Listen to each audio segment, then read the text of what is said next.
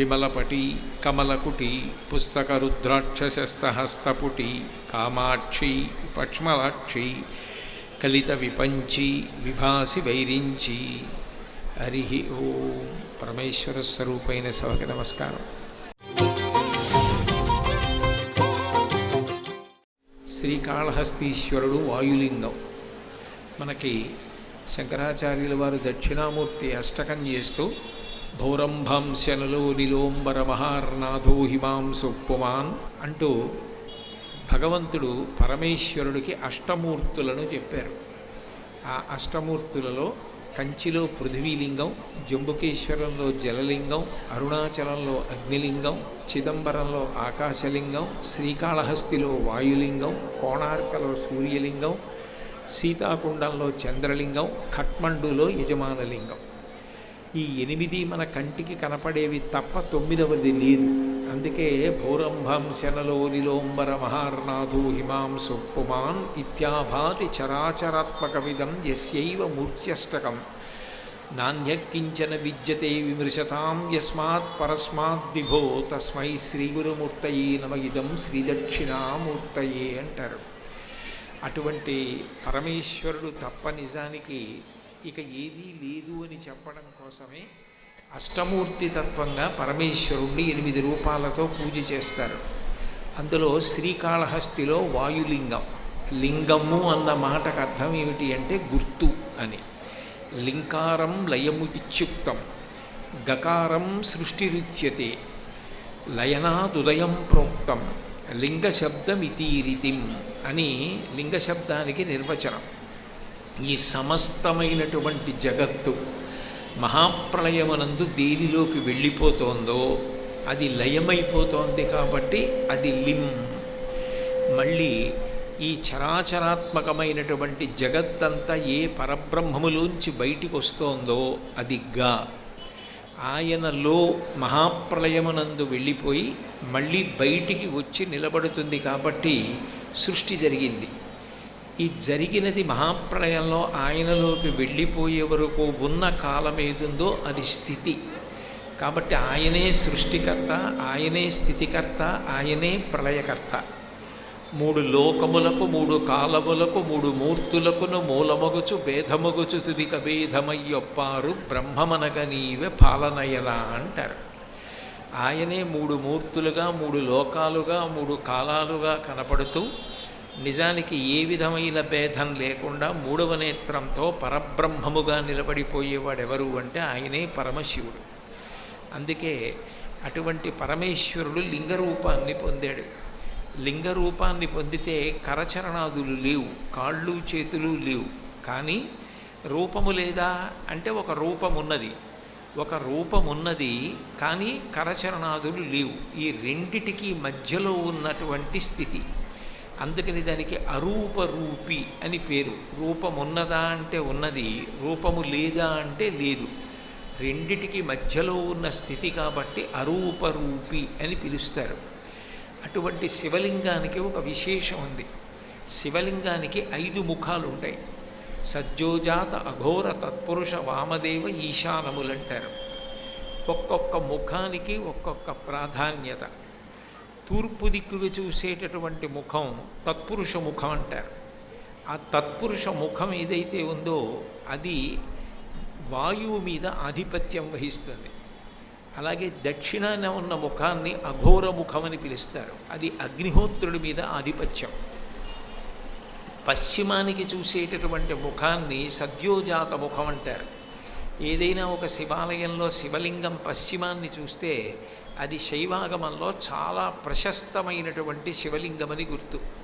అది పశ్చిమ దిక్కుని చూస్తే సజ్జోజాత ముఖం అంటారు. అది పృథివీ అంతటి మీద ఆధిపత్యంతో ఉంటుంది. ఉత్తరాన్ని చూసే ముఖాన్ని వామదేవ ముఖం అంటారు. అది నీటి మీద ఆధిపత్యంతో ఉండి స్థితి, అందరూ బ్రతకడానికి కారణమై ఉంటుంది. ఇక చిట్ట చివరిది ఆకాశం వైపు చూసేటటువంటి ముఖం, దాన్ని ఈశాన ముఖం అంటారు. అది మోక్షకారకమై ఉంటుంది.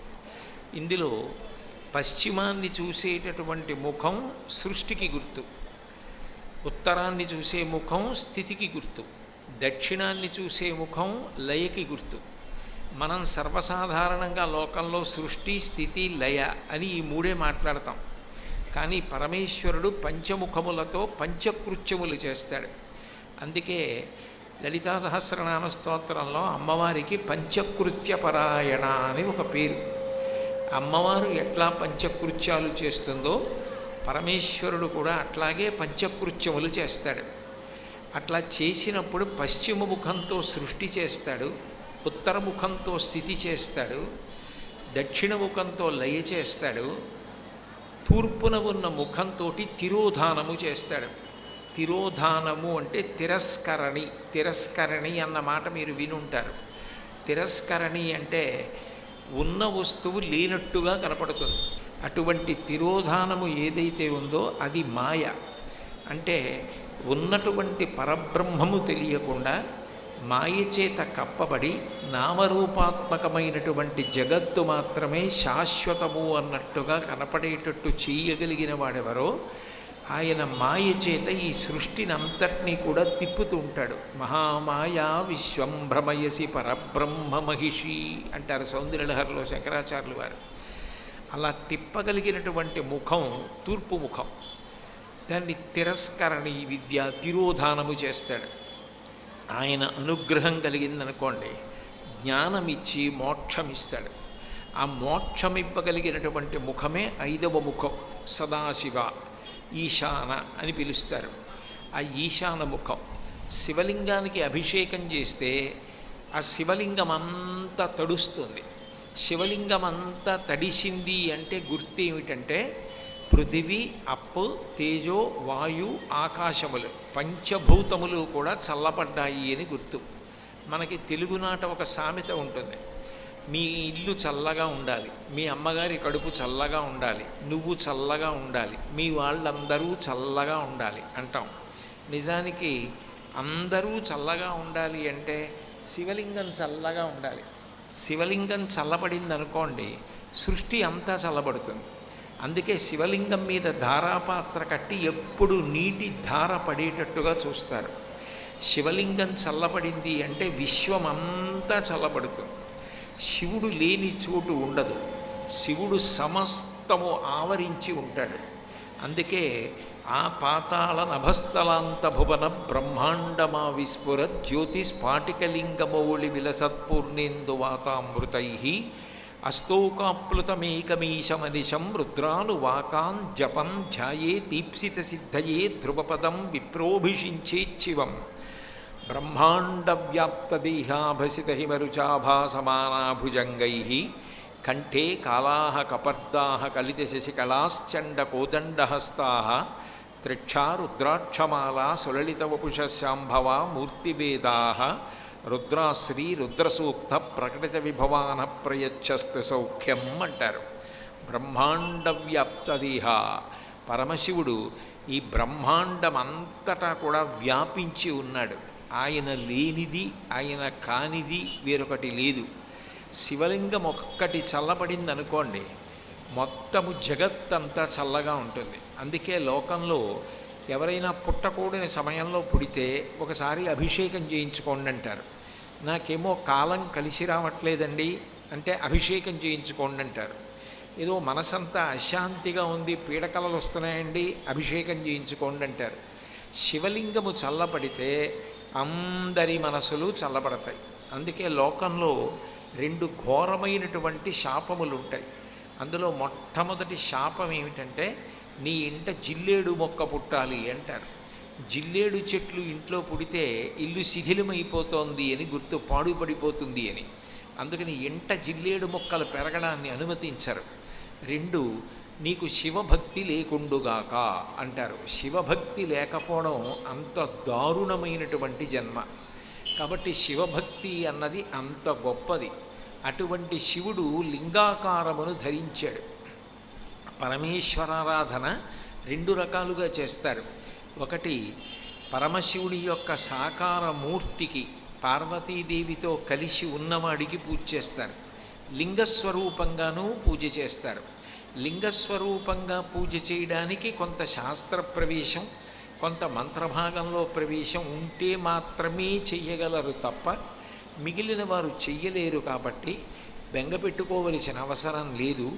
మీరు చక్కగా శివలింగానికి బదులుగా పార్వతీ పరమేశ్వరుల మూర్తులు పెట్టుకుని పూజ చేయండి, తప్ప శివార్చన చెయ్యకుండా ఉండకూడదు అని చెప్తారు. ఎందుచేతనంటే కరచరణాదులతో ఉన్నటువంటి శివమూర్తి కన్నా లింగములు ఉపాసన చేసిన వారు అంతకన్నా పై స్థాయిలో ఉంటారు. ఈ మాట నేను చెప్పడం కాదు. మహాభారతంలో కృష్ణార్జునులు యుద్ధం చేస్తున్నారు. అశ్వత్థామ కూడా యుద్ధానికి వెళ్ళాడు. వెళ్ళి అశ్వత్థామ కృష్ణార్జునుల మీద అస్త్రప్రయోగం చేశాడు. కానీ అశ్వత్థామ ప్రయోగించినటువంటి అస్త్రములు కృష్ణార్జునులను చెనకలేదు. కానీ కృష్ణార్జునులు ప్రయోగించినటువంటి అస్త్రములు మాత్రం అశ్వత్థామని బాధ పెడుతున్నాయి. అశ్వత్థామకి చాలా ఖేదం కలిగింది. నేను వేసిన అస్త్రములేమో కృష్ణార్జునుల్ని ఏమీ చెయ్యవు, కృష్ణార్జునులు వేసిన అస్త్రములేమో నన్ను ఇబ్బంది పెడుతున్నాయి. ఇట్లా ఎందుకు జరుగుతోందని ఆగ్రహించి యుద్ధం చేయడం మానేసి తల వంచుకొని వెళ్ళిపోతున్నాడు. ఆకాశంలో నీరు పట్టిన మబ్బు నల్లటిది కిందకి దిగి వస్తే ఎట్లా ఉంటుందో అట్లా వ్యాస భగవానుడు ఆకాశంలోంచి కిందకి దిగొచ్చాడు. దిగొచ్చి అశ్వత్థామను ఉద్దేశించి ఒక మాట చెప్పాడు మహాభారతంలో. సర్వభూత భవం జ్ఞాత్వా లింగమర్చతి య ప్రభో తస్మిన్నభ్యధికాం ప్రీతిం కరోతి వృషభధ్వజ అన్నాడు. శివభక్తి కలగడం అంత తేలిక కాదు. అటువంటి శివభక్తి కలిగి సాకారంగా కరచరణాదులతో కాళ్ళు చేతులు ఉన్న రూపంగా పార్వతీ పరమేశ్వరుల్ని ఆరాధన చేయడం చాలా గొప్ప విషయం. అంతకన్నా గొప్ప విషయం లింగారాధన చెయ్యడం. శివుణ్ణి లింగస్వరూపంగా ఆరాధన చేసిన వారెవరుంటారో వారి ఉపాసన బలం ముందు పరమశివుణ్ణి కరచరణాదులతో కూడిన మూర్తిగా ఉపాసన చేసిన వారి బలం సరిపోదు. నువ్వు కరచరణాదులతో కూడిన శివమూర్తిగా శివుణ్ణి ఆరాధన చేశావు. కృష్ణార్జునులు లింగమూర్తిగా వాళ్ళు ఆరాధన చేశారు. అందుకే కృష్ణార్జునుల యొక్క శక్తి ముందు నీ శక్తి సరిపోదు. నువ్వు వేసిన అస్త్రములు వాళ్ళని చెనకవు, కానీ వాళ్ళు వేసిన అస్త్రములు నిన్ను చెనకుతాయన్నాడు. లింగారాధన చెయ్యడం అనేటటువంటిది అంత గొప్ప విషయం. అందుకే శివాలయం లేని ఊరిలో ఉండడం సాధ్యం కాదు అంటారు. ఎందుకనంటే ఏ ఉపద్రవానికైనా ఉపశాంతి ఇవ్వగలిగినది ఇది అంటే శివాలయం. అటువంటి శివస్వరూపం ఆయన లయకారకుడు. లయ అన్నది 3 రకాలుగా ఉంటుంది. ఒకటి స్వల్పకాలిక లయము అంటారు. స్వల్పకాలిక లయము అంటే నిద్ర పట్టడం. రాత్రి మనందరికీ నిద్ర పట్టలేదనుకోండి, ఉదయం నిద్ర లేచేటప్పటికీ ఆకలి వెయ్యదు. ఆకలి వెయ్యకపోతే ఆహారం తినలేం. ఆహారం తినకపోతే ఒంటికి శక్తి ఉండదు. శక్తి ఉండకపోతే మనం ఏ కార్యాన్ని నిర్వహించలేం. నిజానికి మనం తినాలన్నా పని చెయ్యాలన్నా రాత్రి బాగా నిద్ర పట్టాలి. మీరు ఎంతటి మెత్తటి పరుపు వేసుకోండి, ఎంత గాలి తగిలే పరికరాలు పెట్టుకోండి, దోమలు కుట్టకుండా ఎన్ని యంత్రాలు అమర్చుకోండి, ఎంత చక్కటి తలగడ తెచ్చి తల కింద పెట్టుకోండి, నిద్ర పట్టడం అన్నది మనం అమర్చుకున్న సాధనముల మీద ఉండదు, ఈశ్వర కృప మీద ఆధారపడి ఉంటుంది. ఒక్క రాత్రి నిద్ర పట్టకపోతే నరకం కనపడినట్టు ఉంటుంది. ఆయన 5 పైసలు ఖర్చు లేకుండా సమస్త ప్రాణికోటికి రాత్రివేళ నిద్రాకాలిక సుఖమునిస్తాడు. నిద్ర సుఖం. అందుకే గాఢ నిద్రపోయిన వ్యక్తి లేచి వచ్చినప్పుడు మీకు ఎట్లా ఉందండి అని అడిగితే హాయిగా నిద్రపోయానండి అంటాడు. కానీ చాలా ఇబ్బంది పడిపోయానండి నిద్రలో, అంత నిద్ర పట్టిందని ఎవరు అనరు. నిద్ర గొప్ప సుఖం. అటువంటి నిద్ర పట్టించి శరీరంలో అవయవాలకి ఇంద్రియాలకి కలిగినటువంటి కష్టాన్ని, దుఃఖాన్ని, బాధని, అలసటని అంతటినీ కూడా తీసేసేటటువంటి వాడెవరో ఆయనని శివుడని పిలుస్తారు. అందుకే ఆయన నిద్ర ఇవ్వడానికి కూడా విభాగం చేశాడు. సత్వగుణ ప్రధానమైన ప్రాణులన్నీ రాత్రి వేళ నిద్రపోతాయి. రజోగుణ తమోగుణ సదృశమైన ప్రాణులన్నీ కూడా పగటి వేళ నిద్రపోతాయి. మనుష్యులు చూడండి రాత్రి నిద్రపోతారు.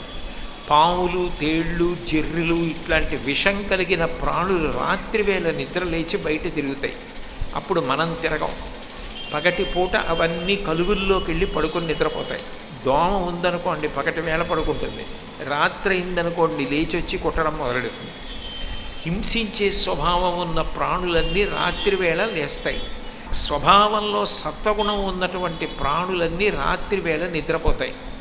రెండింటినీ సమానంగా చూస్తాడు ఆయన, అన్ని ప్రాణులను సమానంగా చూస్తాడు. తండ్రికి 5 కొడుకులు ఉన్నారనుకోండి, ఒక ఆయన ఐఏఎస్ ఆఫీసరు, ఒక ఆయన పెద్ద డాక్టరు, ఒక ఆయన ఇంజనీరు, ఒక ఆయన శాస్త్ర పండితుడు, ఒక ఆయన జేబు దొంగ. అయితే మాత్రం జేబు దొంగ కూడా ఆయన కొడుకే. జేబు దొంగని కూడా షష్ఠిపూర్తికి తండ్రి పిలవలసిందే, అంతేకాని నువ్వు జేబు దొంగవి నిన్ను పిలవను అనడానికి వీల్లేదు. తండ్రి పిలుస్తాడు ప్రేమతో. సమస్త ప్రాణులకు పరమేశ్వరుడు తండ్రి, పితృస్థానం. నిత్యాయ త్రిగుణాత్మనే పురజితే కాత్యాయని శ్రీయసే సత్యాయాద్య కుటుంబిని మునిమన ప్రత్యక్ష చిన్మూర్తయే అంటారు శంకరాచార్యుల వారు. ఆద్య కుటుంబిని, ఆది కుటుంబం, మొట్టమొదటి కుటుంబం ఎవరంటే పార్వతీ పరమేశ్వరులే. అటువంటి పరమేశ్వరుడు లోకములకన్నిటికీ కూడా తండ్రి. తండ్రి అయినప్పుడు ఆయన అన్ని ప్రాణులను సమాన బుద్ధితో ఆదరిస్తాడు, అన్ని ప్రాణులను ప్రేమిస్తాడు. ఆయనకి భేదం ఉండదు. నడవడి చేత గుణము చేత మన యందు దోషం ఉండాలి, కానీ పరమేశ్వరుడి యందు దోషం ఉండదు.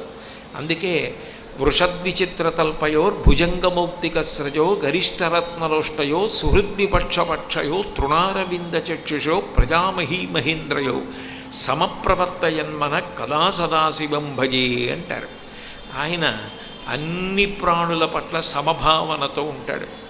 అటువంటి పరమేశ్వరుడు రాత్రివేళ అందరికీ కూడా నిద్ర పట్టించి తెల్లవారేటప్పటికీ ఇంద్రియములన్నింటికీ కూడా మళ్ళీ జవసత్వములను ఇస్తాడు.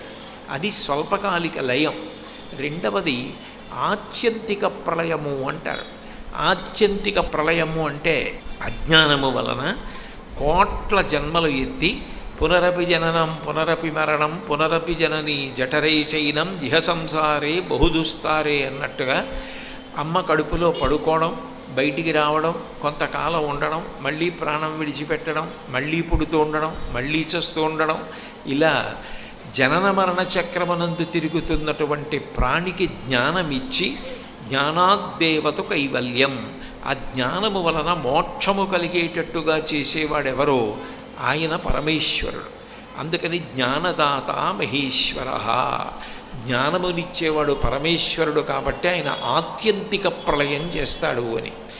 ఎన్ని కోట్ల జన్మలెత్తినా, ఎన్ని కష్టాలు పడినా, ఎన్ని బాధలు పడినా భగవంతుణ్ణి పొందలేకపోతున్నాడు అనుకోండి జీవుడు. అమ్మ కడుపులో పడుకోవడం అంత తేలిక విషయం కాదు, గర్భస్థ నరకం అంటారు.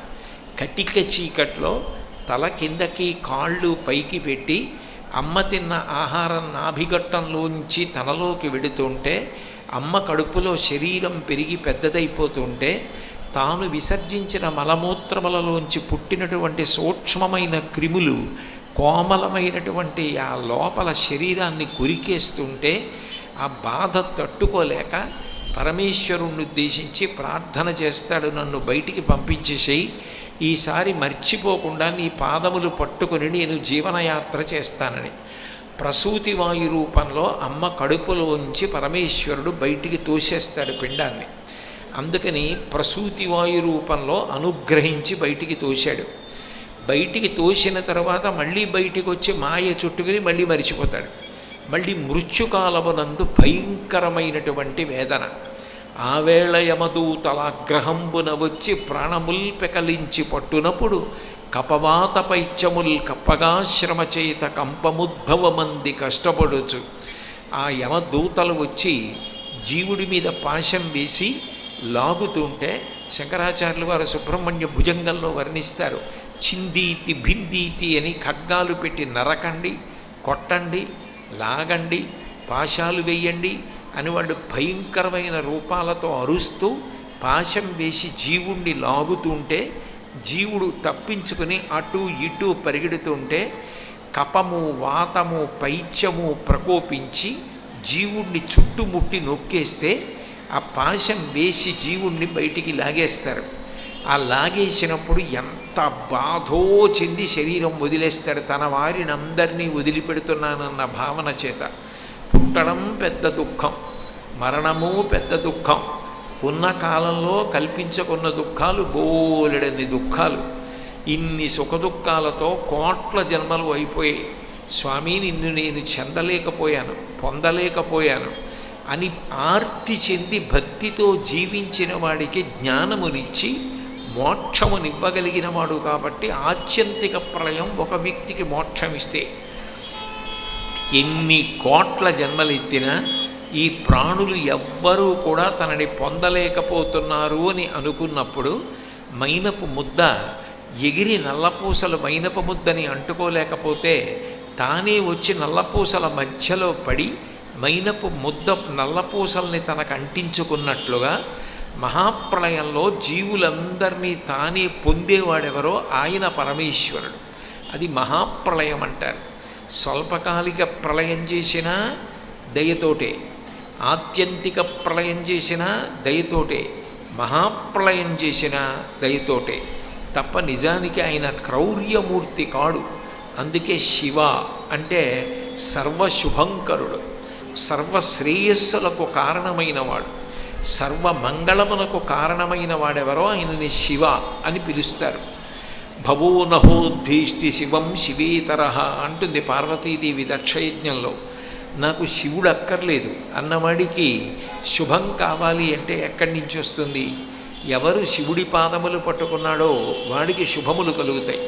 శివుడు అంటే ఎప్పుడూ మంగళం, ఎప్పుడూ శుభం, ఎప్పుడూ శ్రేయస్సు తప్ప ఎప్పుడూ అశుభం చెయ్యనివాడు, ఎప్పుడూ అమంగళం చెయ్యనివాడు, ఎప్పుడూ దుఃఖపెట్టనివాడు, ఎప్పుడూ అనుగ్రహించడం మాత్రమే తెలుసున్నవాడెవరో ఆయనను శివ అని పిలుస్తారు. అందుకే వేదం ఒక్క శివుడికి మాత్రమే సదాశబ్దం వేసింది.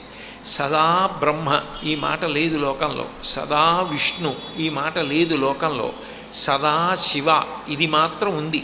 ఇది నేను చెప్పట్లేదు, వేదం చెప్పింది.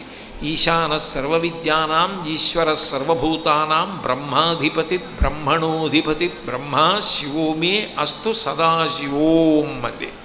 నువ్వు సదాశివుడవే, ఎల్ల వేళలయందు కూడా లోకములను అనుగ్రహించడం తప్ప అసలు ఏ కారణము చేత కూడా ఎవ్వరినీ బాధ పెట్టనటువంటి కరుణామూర్తి లోకంలో ఎవరైనా ఉంటే అంత దయగలిగినవాడు, రాశీభూతమైనటువంటి దయ అయినవాడెవరో ఆయన పరమేశ్వరుడు.